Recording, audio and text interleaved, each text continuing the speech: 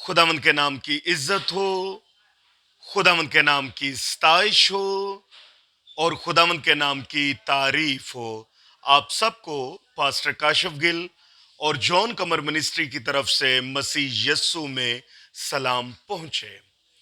आज हम खुदा के कलाम में से देखेंगे कि खुदावंद यस्सु मसीह ने जो सलीब पर 7 कलमात को अदा किया था, उसमें से दूसरे कलमा को हम देखेंगे। इससे पहले कि हम अपने टॉपिक की तरफ बढ़ें, मेरी आप सबसे गुजारिश है कि जब आप इस कलाम के वसीला से बरकत पाएं तो आप हमारे चैनल को सब्सक्राइब कीजिए और इसको शेयर कीजिए ताकि आपके वसीले से वो लोग भी बरकत पा सकें। आज खुदावंद के कलाम में से लूका की मार्फत लिखा गया खुदावंद यीशु मसीह का अंजीली बयान और उसका 23वां बाब और उसकी 43 वर्ड्स को हम देखेंगे। मेरे साथ खुदावंद के कलाम में से देखिए।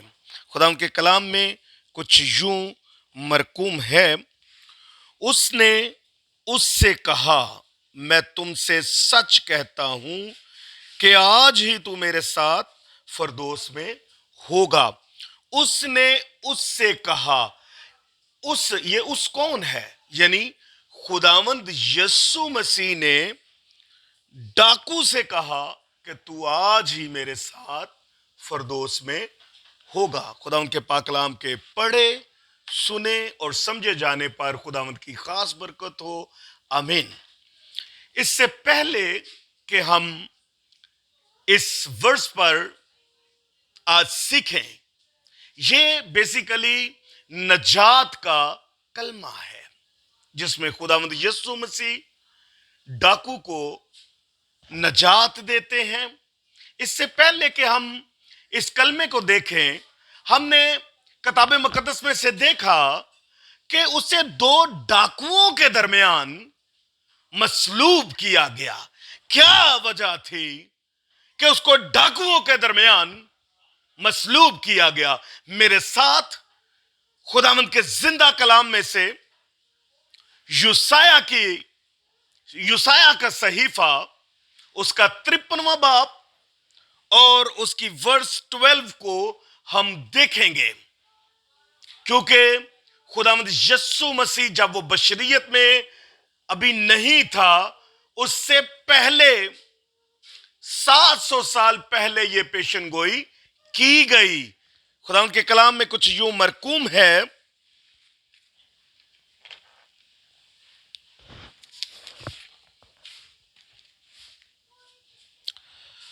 और वो खताकारों के साथ शुमार किया गया। और अगर इसी चैप्टर की हम वर्स 3 को देखते हैं तो उसमें लिखा है, वो आदमियों में हकीरो मरदूद, मर्दे गमनाक और रंज का आशना था।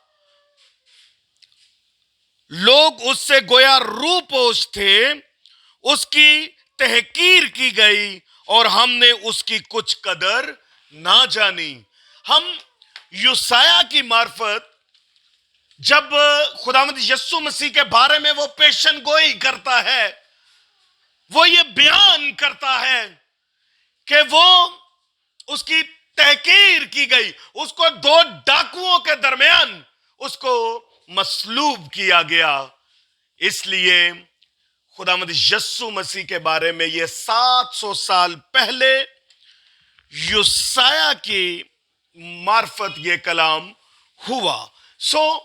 हम देखते हैं कि जब खुदावंद यीशु मसीह सलीब पर हैं तो 2 डाकू उन पर लान तान करते हैं। इसका जिक्र जो है हमें मत्ती रसूल की अंजील उसका 21 चैप्टर और वर्स 44 में मिलता है कि वो दोनों डाकू जो हैं खुदावंद यीशु मसीह पर लान तान करते हैं। लेकिन जब हम दोबारा इसको देखते हैं तो लूका की मार्फत खुदावंद यीशु मसीह का लिखा गया अंजीली बयान, हम उसमें देखते हैं कि एक डाकू खामोश हो जाता है। चुप कर जाता है, क्योंकि जब वो खामोश होता है तो जो दूसरा डाकू होता है वो मसीह खुदावंद पर लान तान करता है, और वो खामोश रहता है क्योंकि उस वक्त रूहुल कुद्दस की कुदरत उस डाकू पर कुदरत छा चुकी थी। उस कुदरत ने अपना उसके जिस्म में और उसके दिल में अपना असर कायम कर दिया था, और वो डाकू खामोश हो गया, और उसने दूसरे डाकू को डांट कर कहा, क्या तू खुदा से नहीं डरता? ये लफ्ज तभी इस्तेमाल होते हैं जब रूहुल कुद्दस इंसान को बरकत देता है, उसकी अकल को रोशन कर देता है। और जैसे ही डाकू ने दूसरे डाकू से कहा कि क्या तू खुदा से नहीं डरता, हम तो अपने किए हुए की सजा को भुगत रहे हैं, ये सजा हमारी वाजिब है क्योंकि हमने गुनाह किया है, लेकिन इसने कोई गुनाह नहीं किया। हम किताबे मुकद्दस में देखते हैं जब उनको कोड़े मारे गए खुदावंद यीशु मसीह को, जब खुदावंद यीशु मसीह के सर के ऊपर कांटों का ताज रखा गया, जब उसको उसकी उन्होंने तहकीर की, उस पर आवाजें कसी, तो हम किताबे मुकद्दस में देखते हैं कि उस डाकू ने दूसरे डाकू को डांटा और उसने उससे कहा, क्या तू खुदा से भी नहीं डरता? हम तो अपने किए की सजा को पा रहे हैं। याद रखें कि ये बातें तभी इंसान बोलता है जब वो रूहुल कुद्दस के ईमान में चला जाता है। उसने दूसरा लफ्ज ये बोला कि हम, जब उसको अपने गुनाह का एहसास हुआ तो उसने कहा कि हम तो अपने किए की सजा को भुगत रहे हैं, लेकिन मसीह रास्तबाज है, उसमें कोई गुनाह नहीं है। और फिर हम खुदा के कलाम में देखते हैं कि जो डाकू है वो यीशु मसीह पर ईमान लेकर आता है, और वो डाकू कहता है कि ए मसीह, जब आप अपनी बादशाहत में आओ तो मुझे याद करना। हम यहां पे ये देखते हैं कि उस डाकू ने खुदावंद यीशु मसीह पर ईमान ले आया था, और उसको यकीन था कि मसीह खुदावंद मुर्दों में से जी उठेगा, और जैसे ही वो मुर्दों में से जी उठेगा वो अपनी बादशाहत को कायम करेगा। इसलिए उसने कहा कि खुदावंद यीशु मसीह, जब आप अपने बादशाहत में आओ तो मुझे याद करना।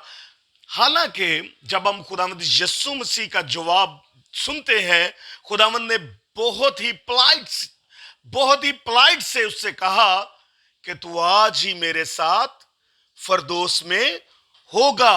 खुदावंद यीशु मसीह के अल्फाज कि तू आज ही मेरे साथ फरदौस में होगा।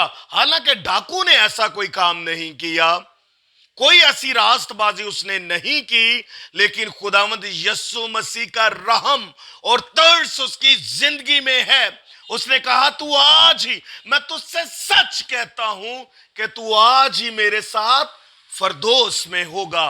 ये जो लफ्ज इस्तेमाल हुआ कि मैं तुमसे सच कहता हूं, दर हकीकत खुदावंद यीशु मसीह जानते थे कि इंसान होते हुए ये जो मैं बात इनको करने लगा हूं शायद इनके लिए काबिल कबूल ना हो, इसलिए उन्होंने कहा, मैं तुझसे सच कहता हूं कि तू आज ही मेरे साथ फरदौस में होगा।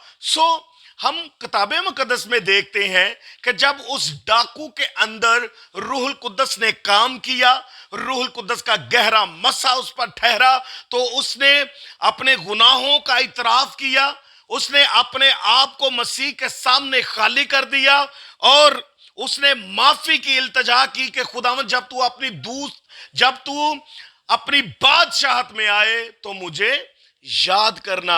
उसने माफी की दरख्वास्त की। यीशु ने कहा, तू आज ही मेरे साथ फरदौस में होगा। ये नजात का कलमा है।